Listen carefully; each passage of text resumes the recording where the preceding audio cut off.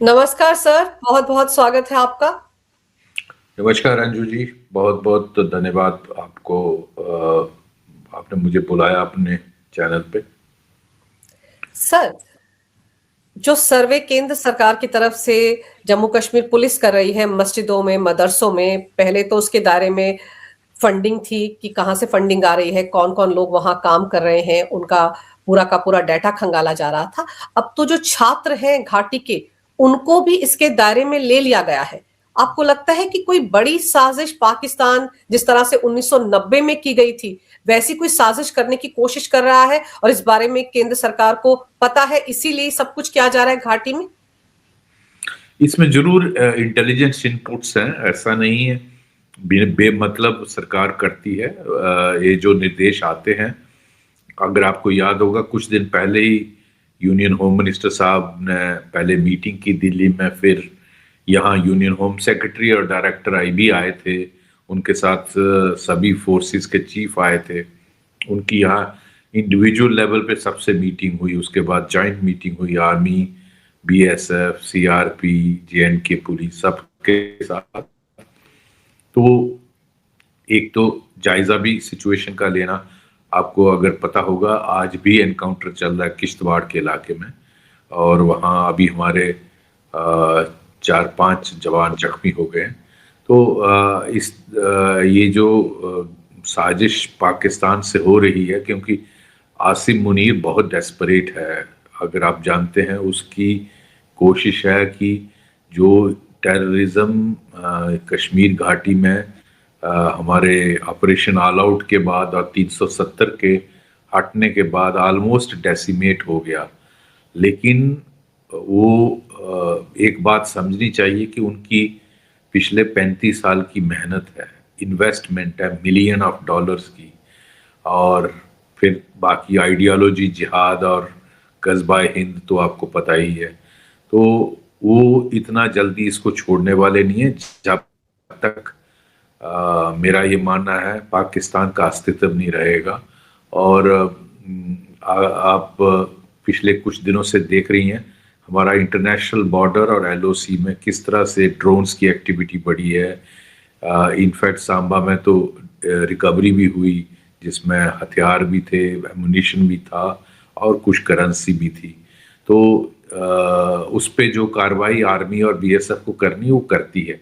लेकिन ये जो एस्पेक्ट है मदरसाज की, अगर आपने मेरा एक ट्वीट फॉलो करते होंगे, मैंने कल परसों ही एक ट्वीट किया। मुझे एक कश्मीर से मेरा जानने वाला यंग लीडर आया था। वो कहता सर बाकी हमारी टेररिज्म की लड़ाई तो बहुत बढ़िया हो गई, कश्मीर में काफ़ी कंट्रोल है। अब लोकल लड़के बहुत कम ज्वाइन कर रहे हैं, जो हैं वो पाकिस्तानी, लेकिन ज़्यादातर उनकी मिकदार जो प्रेजेंस है वो जम्मू की पहाड़ी इलाकों में है।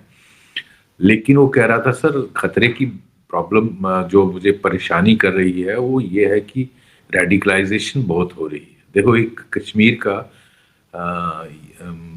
एक मुस्लिम यंग लड़का कह रहा है मुझे, लीडर है वो, मतलब प्रोमिनेंट अच्छा लड़का है, लेकिन नेशनलिस्ट है। वो कहता है सर रेडिकलाइजेशन इतनी ज़्यादा हो रही है, जो आपने डॉक्टर्स का मॉड्यूल देखा वो उसी का आउटकम था। और ये सिर्फ वहीं तक लिमिटेड नहीं है। तो इसलिए बहुत ज़रूरी है जो मदरसाज हैं, जो मस्जिदें हैं, हालांकि पॉलिटिशियन उसको इशू बना रहे हैं। आपने देखा किस तरह से पीडीपी की चीफ उसको इशू बना रही थी, बाकी पॉलिटिशियन कूद पड़े हैं, क्योंकि घाटी में एकदम पॉलिटिकल इशू किसी भी चीज़ को बनाना उनका पुराना प्रोफेशन है। लेकिन वो नेशनल सिक्योरिटी एंगल से नहीं देखते हैं। वो कहते हैं कि मंदिरों का क्यों नहीं सर्वे हो रहा है, गुरुद्वारों का क्यों नहीं हो रहा है। भाई कोई इनपुट्स हैं तो उसमें कोई रिलीजियस डिस्क्रिमिनेशन वाली बात नहीं है। जिसके बारे में खबर होगी तो उसी पे होगा ना। तो अब सिर्फ घाटी तक नहीं रहेगा ये, आप देखिए पूरे जम्मू कश्मीर में होगा, और हो रहा है जम्मू में भी। और जितने मदरसाज हैं इनमें क्या कौन कौन लोग हैं, कहाँ से आते हैं, कौन इनको पढ़ाता है, इनका पैसा कहाँ से आ रहा है, ये जो इतने मशरूमिंग हो रही है, ये कहाँ से पैसा आ रहा है। आप देखें इनका इवन जो मस्जिदों में जो मुज़म्मिन हैं, जो मुल्ला हैं, ये सारे कहाँ से आते हैं, इनका पीछे चेक करना बहुत ज़रूरी है। इनका जो खर्चा हो रहा है वो इनकी कहाँ से पैसा आ रहा है, इनकम कहाँ से है और खर्चे क्या-क्या हैं। तो उससे ये तलाशने से ही पता चलता है। अगर आपको याद होगा डॉक्टरों का मॉड्यूल भी इसी तरह छोटे-छोटे, एक कहते हैं ना पुलिस में एक हमारी सिखलाई में होता है कि एक छोटी-सी एविडेंस को भी इग्नोर नहीं करना चाहिए। तो आप एक धागा पकड़ते हैं, उससे फिर पूरी तन पकड़ी जाती है। तो अगर उसने जो ऑफिसर मौके पे था, अगर उसने देखा पोस्टर को इग्नोर भी कर सकता था, पोस्टर लगा रहे हैं, क्या है, 4 थप्पड़ मारे, छोड़ दिया। लेकिन उसकी तहकीकात में जाना, उसको पूछताछ करना, तुम कौन हो, कहाँ से हो, किससे लिंक्ड हो, किसने कहा तुझे लगाने के लिए, कितने पैसे दिए, जब ये खंगालते हो तो फिर वो पूरा खुलता है, परत बाई परत खुलता है ना? पूरी वो जो गुत्थ है पूरी खुलती है एक एक करके, उसका एक एक बात। तो इसी तरह ये जो किया जा रहा है, ये किसी इनपुट के बेसिस पे किया जा रहा है। इन बिना मतलब कोई किसी को तंग नहीं करता है, ऐसा कुछ भी नहीं है। कोई ऐसा इरादा नहीं है। लोग कहते हैं माइनर हमें हरास करने के लिए किया जा रहा है, सिर्फ मुस्लिम उस चीजों को कर, ऐसी गवर्नमेंट कभी भी बिहेव नहीं करती। जी सर, लेकिन छात्र अगर दायरे में आ रहे हैं तो इसका मतलब ये है कि ये जो मदरसे हैं और ये जो मस्जिदें हैं, ये कहीं न कहीं रेडिकलाइज़ेशन का अड्डा बन गए हैं। यहीं से ही सारा खेल खेला जा रहा है। जैसे अभी आपने भी ज़िक्र किया अल फलाह वाला दिल्ली धमाके में वो जो डॉक्टर उमर नबी जिसने कि खुद को एक तरह से जो मर गया था उस आतंकवादी हमले में, आत्मघाती हमले में, वो सब भी तो इन्हीं मस्जिदों से निकले थे। उनके तार भी तो इन्हीं मस्जिदों के मौलवियों से जुड़े थे। तो जो डॉक्टरों को रेडिकलाइज किया गया वो सारा धंधा जो था वो यहीं चल रहा था। इसके बारे में जानकारी है, इसीलिए टारगेट पर छात्र भी हैं जो घाटी से बाहर जा रहे हैं पढ़ने के लिए। बिल्कुल ठीक कह रही हैं आप। देखिए ऐसा है कि अ, मैं पहले भी ये काफ़ी बार कह चुका हूँ, भारत को टेररिज्म का इतना खतरा नहीं है। टेररिज्म हम लड़ रहे हैं और हमारी जितनी सक्सेसफुल भारत की पुलिस, सेना, पैरामिलिट्री टेररिज्म को फाइट करने में हुई है, शायद ही दुनिया में कोई आप देखिए बाकी कंट्रीज की हालत देखिए, अमेरिका की हालत देखिए, दूसरों की देखिए। जिस यूके को हम वो मानते थे, एक बेंचमार्क मानते थे, लंदन बॉबी, आज मेरे दिल में उनके लिए इतनी सी इज्जत नहीं है। जो अपनी बच्चियों की इज्जत नहीं बचा सकते, वो दो कौड़ी के हैं, उनकी इतनी औकात, जिनको एक समय पे एक आदर्श माना जाता कि आपको लंदन बॉबी जैसा बनना है। तो भारत ने टेररिज्म को, अब अमेरिका की हालत अफगानिस्तान में देखिए, क्या अमेरिका सुपर पावर किस तरह से भाग के गया। आप उनकी हालत बाकी जगहों पे देखिए, मैं कितना गिनाऊं वो फिर लंबा हो जाएगा। भारत की सेना ने, आप पाकिस्तान की सेना की हालत देख लो, चाहे बलोचिस्तान हो, खैबर पख्तूनख्वा में, पर फटकचरे उड़ रहे हैं उनके। भारत की सेना, भारत की सिक्योरिटी फोर्सेस और पुलिस ने इतने अच्छे, मेरे हिसाब से दुनिया के लिए ये एग्जाम्पल है। लेकिन सबसे बड़ा खतरा है जो मदरसास में आपके हजारों, एक टाइम में अगर आप गूगल करें ना तो दिखाता है 24,000 मदरसे रजिस्टर्ड, लेकिन मैं पूरे भारत की बात कर रहा हूँ। लेकिन ये सही नहीं है, ये डाटा लाखों में है, क्योंकि बहुत सारे रजिस्टर्ड नहीं है। और एक एक मदरसा में कई जगहों पे तो हजार हजार, दो दो हजार बच्चे पढ़ते हैं। तो आप कैलकुलेट करिए, अगर 1-1.5 करोड़ मदरसा हो तो कितने करोड़ हुए, ये 1-1.5 लाख मदरसा हो तो कितने करोड़ बच्चे हुए। ये भारत के बच्चे हैं। चलिए उनकी जो भी पद्धति है, इसी देश के बच्चे हो, उनको मैं ब्लेम नहीं करता। आप उनको क्या पढ़ा रहे हो? देखो मैंने जो पढ़ा, मेरी पर्सनैलिटी वही बनी। आप उन मदरसा के बच्चों को जो भारत में पैदा हुए, उनको नफरत सिखा रहे हो भारत के खिलाफ, भारतवासियों के खिलाफ। आप देखो ना मदरसा में क्या पढ़ाते हैं। अब मैं सबको एक लाइन से नहीं कह रहा, बट मेजॉरिटी आज सोशल मीडिया में भरा हुआ है। क्या सिखलाया जाता है उनको? नेशनल सॉन्ग नहीं, नेशनल एंथम नहीं आता, और उनको काफिर और देश को तोड़ने की बातें बताई जाती हैं, देशवासियों से नफरत करना सिखाया जाता है। ये तो ऑनलाइन रेडिकलाइजेशन तो थोड़ा साइड पर रखते हैं। मैं कह रहा हूं जो आपकी आंख के नीचे हो रहा है, और करोड़ों बच्चे हर साल निकलते हैं। तो आप ये जो आए दिन आप देखते हैं पत्थरबाजी होती है, रामनवमी का जुलूस निकल रहा है, माता की झांकी निकल रही है, ये क्यों होता है? बिकॉज उनको वो नफरत सिखाई जाती है। अगर उनको अपनी संस्कृति के बारे में बताया जाता, अपने देश के इतिहास के बारे में बताया जाता कि वो राम और कृष्ण के देश के हैं, ठीक है, आज उनकी पद्धति जो है पूजा पद्धति इस्लाम की है, लेकिन ये तो बताना चाहिए कि किस किस उधर से आ रहे हैं, उनकी पूर्वज कौन थे, लेकिन वो नहीं बताया जाता। उसको वो माना जाता है इस्लाम के खिलाफ। और किस तरह की आप एक करोड़ों बच्चे ऐसे पैदा कर रहे हो इस देश में, ये बर्बाद कर देंगे भारत को। मेरी बात शायद लोगों को लगे कि मैं हेट इस्लामोफोबिया कर रहा हूं, लेकिन ये आपके देश को बर्बाद कर देगा, क्योंकि आप करोड़ों बच्चे हर साल निकाल रहे हो जिनकी माइंडसेट ऐसा है। तो जो यूरोप में हो रहा है, अमेरिका में हो रहा है, मुझे नहीं लगता कि ज्यादा देर यहां नहीं होगा। अब उसी का नतीजा बांग्लादेश में देखिए। जो बंगाल माता को पूजता था, ठीक है, आप अपनी पूजा करिए ना यार, आप नमाज 5 वक्त पढ़िए, लेकिन इतनी नफरत, अपनी ही संस्कृति को तोड़ फोड़ बंदर चला रहे हैं, क्या क्या कर रहे हैं। जो सनातन धर्म जहां से उपजा, उधर इतनी नफरत। आज बांग्लादेश जो इतना रेडिकलाइज हो गया है, तो ये जो मदरसा से बच्चे निकल रहे हैं कितने रेडिकलाइज हैं, और यही हालत कश्मीर में है। मैं अलार्म बेल इसलिए बजा रहा हूं, ये पूरे देश में हो रहा है, आपके केरला में हो रहा है। केरला में उसने डिमांड किया कि हमारा डिस्ट्रिक्ट अलहदा किया जाए, क्योंकि हमारी आबादी बढ़ गई।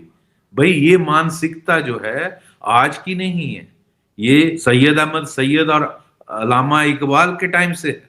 तभी तो पाकिस्तान बना कि हम नहीं रह सकते काफिरों के साथ, हम बहुत वो हैं, पाक हैं, तभी तो पाकिस्तान बना है। अगर आपने धर्म के बेसिस पे ये बनाया, उसका मतलब क्या था कि हम हिंदुओं के साथ नहीं रह सकते। तो फिर क्या और पाकिस्तान आप बनाना चाहते हैं इस देश में? और वैसा लग रहा है। आज मैं कहीं पढ़ रहा था, कितने ही डिस्ट्रिक्ट्स में हिंदूज माइनॉरिटी हो गए। डेमोग्राफी बदल गई सर कितनी जगहों पर। आप देखिए जो बांग्लादेश के साथ इलाका मिलता है, केरला में देखिए बहुत सारी डिस्ट्रिक्ट्स में अभी इनफैक्ट इस बार एक बड़ा अच्छा लगा मुझे पढ़ के कि मल्लापुरम में एक नदी है जहां साउथ इंडिया का कुंभ हुआ 2-3 दिन पहले। ये 268 साल के बाद, 258 ईयर्स के बाद हुआ, क्योंकि वहां एक कोई मुस्लिम रूलर आया था जिसने सारे छोटे छोटे हिंदू राजाओं को मार दिया था और उनको कर दिया, और उसका कब्जा हो गया। उसके बाद ये बंद कर दिया गया। और आपकी कम्युनिस्ट गवर्नमेंट, आज की कम्युनिस्ट गवर्नमेंट, जब लोगों ने इसको मनाना को चाहा तो उसको रोकने की कोशिश करती। ये आपके भारत में हो रहा है। ये कम्युनिस्ट गवर्नमेंट, अब मैं मतलब अच्छे सब बुरे शब्द यूज नहीं करना चाहता, अरे हरामियों, तुम इसी देश के इन्हीं हिंदुओं के वोट पर बनते हो, और आप अगर वो एक अपना धार्मिक एक रिचुअल करना चाहते हैं, एक कुंभ बजाय नो, मतलब वो सोचते हैं साउथ इंडिया के लोगों को, केरला वालों को या तमिलनाडु को यहाँ आना, गंगा जी में, जमुना जी में या त्रिवेणी में आना, इलाहाबाद में बहुत दूर पड़ता है। तो वहां एक था, कई सदियों से था, वो इस साल अभी मनाया गया बिकॉज वहां कुछ लोग खड़े होगा, अब अवेयरनेस बढ़ रही है। तो 268 साल के बाद वहां कुंभ मनाया गया साउथ का। तो और उस जगह पर यहाँ मुस्लिम मेजॉरिटी है और वो डिमांड कर रहे हैं कि हमारा डिस्ट्रिक्ट अलग कर दिया जाए। क्यों भाई, क्यों हम इनके साथ नहीं रह सकते? ये वही मानसिकता हुई ना, मतलब you want another division of this country. तो ये हालत आपके यहाँ बन रही है। आपके बंगाल की बहुत बुरी हालत है। आप महाराष्ट्र में देखिए, जो अभी इलेक्शंस का ट्रेंड आया है, अब देखिए वहां एआईएम के कितनी सीटें निकाली। और ये खतरे की घंटी है उन पार्टियों के लिए। मैं कहता हूं ये landmark political judgement, political outcome आई है। जो हिंदू वोट था वो कंसोलिडेट होके बीजेपी की तरफ गया। जो ये उनको समझ आया, जो योगी जी कहते हैं ना, कटोगे तो बटोगे, बटोगे तो कटोगे। और जो प्रधानमंत्री जी कहते हैं एक रहोगे तो सेव रहे, वो सब उन्होंने बीजेपी को जिताया। लेकिन ये जो पार्टियां थी ना, एनसीपी, शिवसेना और कांग्रेस, ये समाजवादी पार्टी। कांग्रेस, इनको उन्होंने साफ कर दिया। और वो सारा वोट किसको गया? ओबीसी को।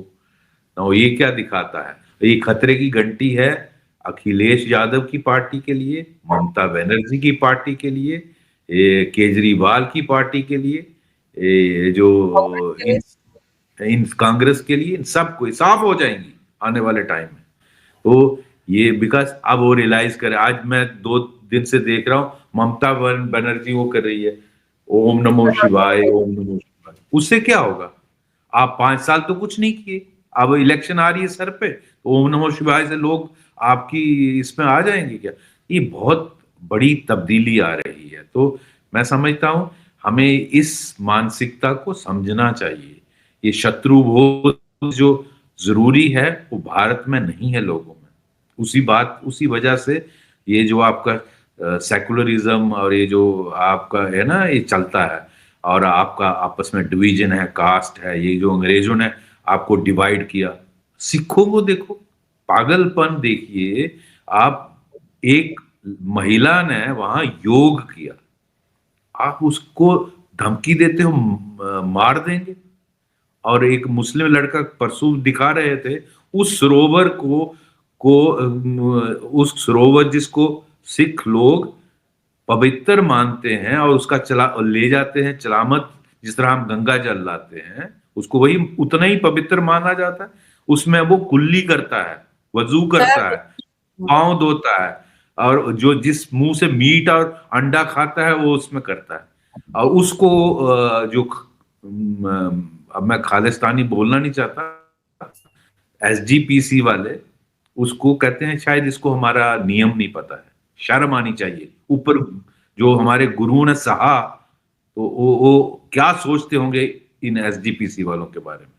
तो ये कहाँ आप किस तरफ जा रहे हो? जी सर, बिल्कुल सही कह रहे हैं आप कि एक सेकुलर जमात है जो देश मतलब गुमराह हो रहा है इस सेकुलरिज्म के नाम पर। लेकिन अगर घाटी की बात करें तो घाटी में तो 1990 में क्या हुआ था, 19 जनवरी के दिन हमने तो सिर्फ सुना और पढ़ा, फिल्मों में देखा, लेकिन आप तो उसके गवाह हैं। आपकी तो आंखों के सामने वो सब कुछ हुआ था जब मस्जिदों से अजान के साथ ये कहा जा रहा था कि हिंदू पुरुष चले जाएं, अपनी बहू बेटियों को, पत्नियों को यहीं छोड़ जाएं। वो माहौल भी तो था ना इस देश में। और अगर अभी नहीं रोका गया घाटी में ये जो मस्जिदों में रेडिकलाइजेशन का खेल चल रहा है, तो कहीं ना कहीं अंदर खाने वही हालात बनते हुए दिख रहे हैं क्या?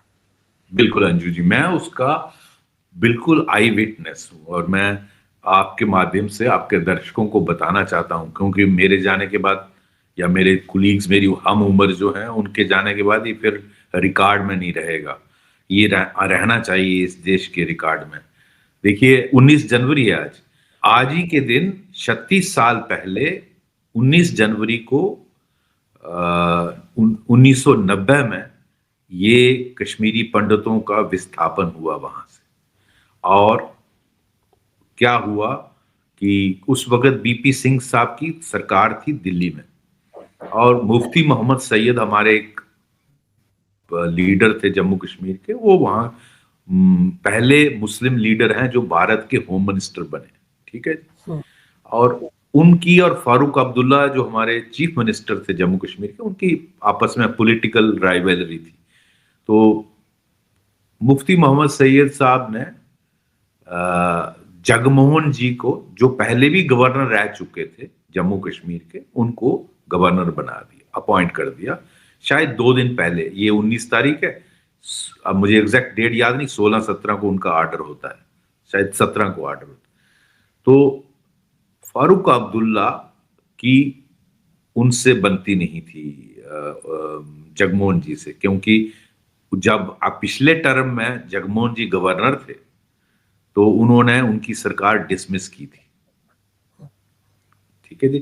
तो जैसे ही उन्होंने सुना कि जगमोहन जी को गवर्नर लगा दिया, फारूक अब्दुल्ला रिजाइंड।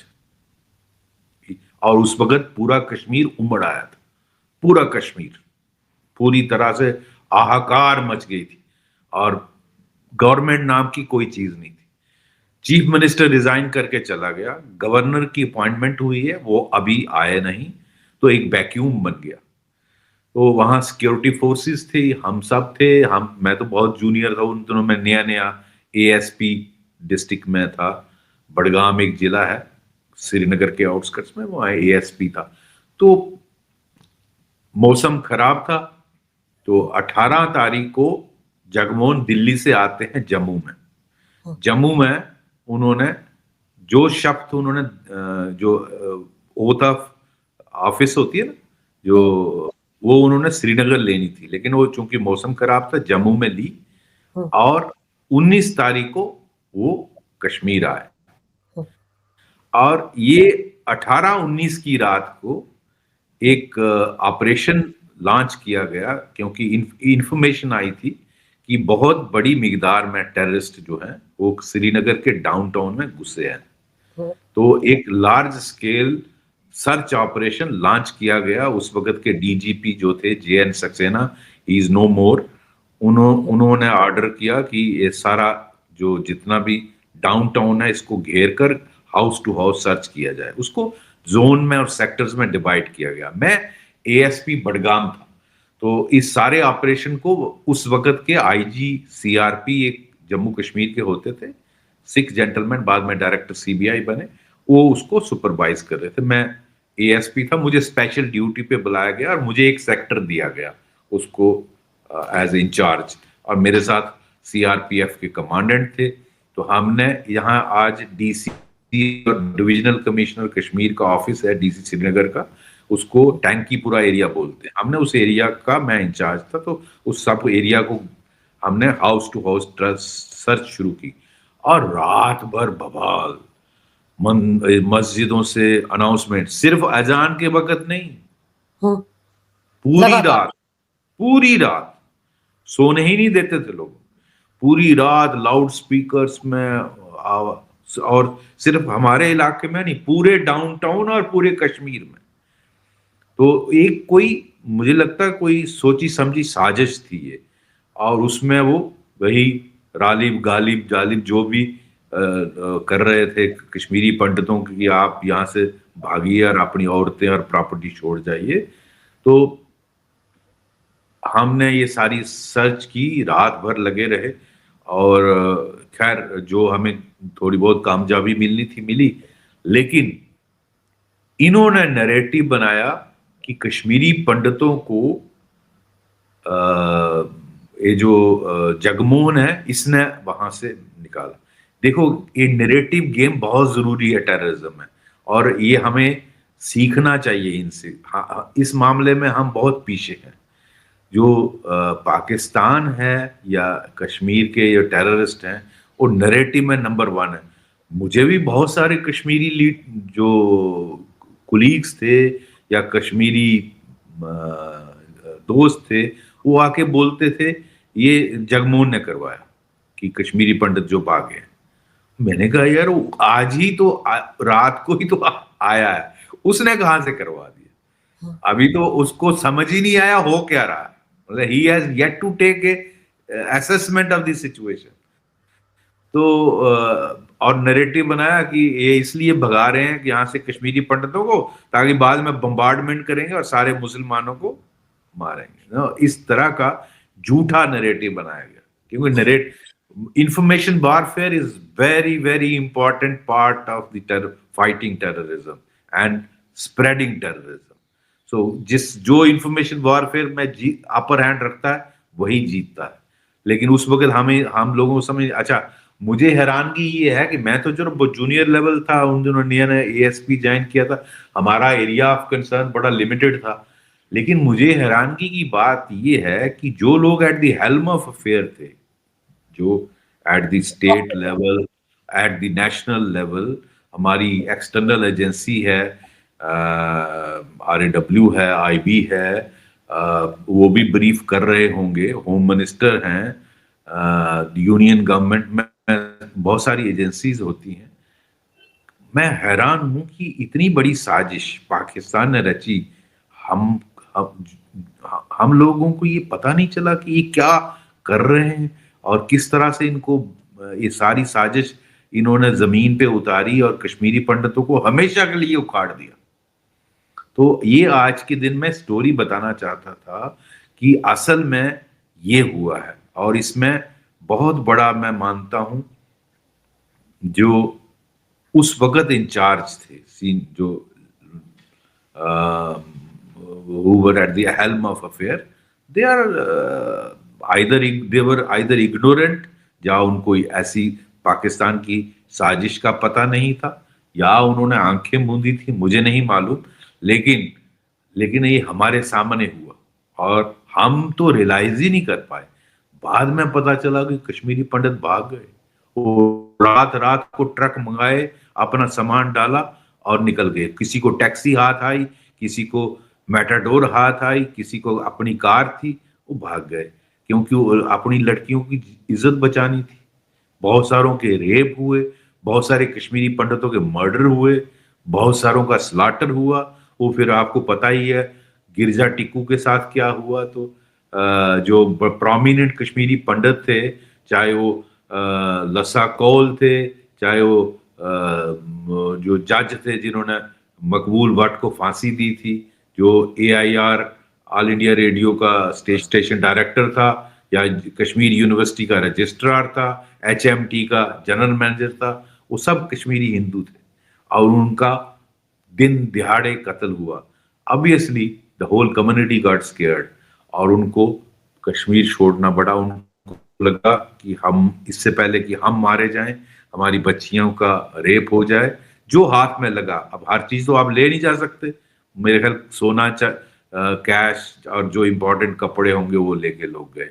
तो ये मैंने खुद विटनेस किया जी। सर, देश के पहले गृह मंत्री बने वो मुफ्ती मोहम्मद सैयद। आप सोचिए, बाद में आपको याद है जब वो एक बार चुनाव के बाद CM बने थे जम्मू कश्मीर में के, तो किसका शुक्रिया अदा कर रहे थे? सीमा पार बैठे हुए आपदाओं का शुक्रिया अदा यस कर रहे थे ना। यस तो वो गृह मंत्री और क्या कर सकते थे? आंखें तो उन्होंने बंद कर ली। उन्हीं के उसी जमाने में तो उनकी बेटी का अपहरण हुआ था और किस किस को छोड़ा गया था, आज तक केस भी नहीं दर्ज हुए। वो तो मोदी सरकार आई तब तो केस दर्ज हुए, तभी तो वो अंदर है इस वक्त यासिन मलिक। किन यस। किन को छोड़ा गया? सोचिए ये साजिश किस लेवल पर थी। देश का अगर चलाने वाला गृह मंत्री ही इतना इग्नोरेंट हो या किसी के साथ सांठगांठ करके बैठा हो सर, तो यही होना था ना जो कश्मीर में 90 में हुआ। यस, यही मैं कहना चाहता हूं। देखिए ये बहुत बड़ी गफलत है, क्योंकि अगर आपको याद होगा 2002 में जब वो इलेक्शन जीतकर चीफ मिनिस्टर बने, तो उन्होंने पाकिस्तान और पाकिस्तान के टेररिस्टों का धन्यवाद किया। ये क्या दिखाता? आप इसका मतलब ड्रॉ करिए। That means you feel obliged to them. Hmm. तो बेटी भी यू तो यही कर रही है महबूबा मुफ्ती, और क्या कर रही है? पानी के लिए जो रोना गाना करती हैं वो क्या करती हैं? तो लॉयल्टी किधर है आपकी? ये आपको सोचना चाहिए कि आप दुनिया कहाँ जा रही है, आपकी लॉयल्टी किधर है, आप कहाँ रहते हो।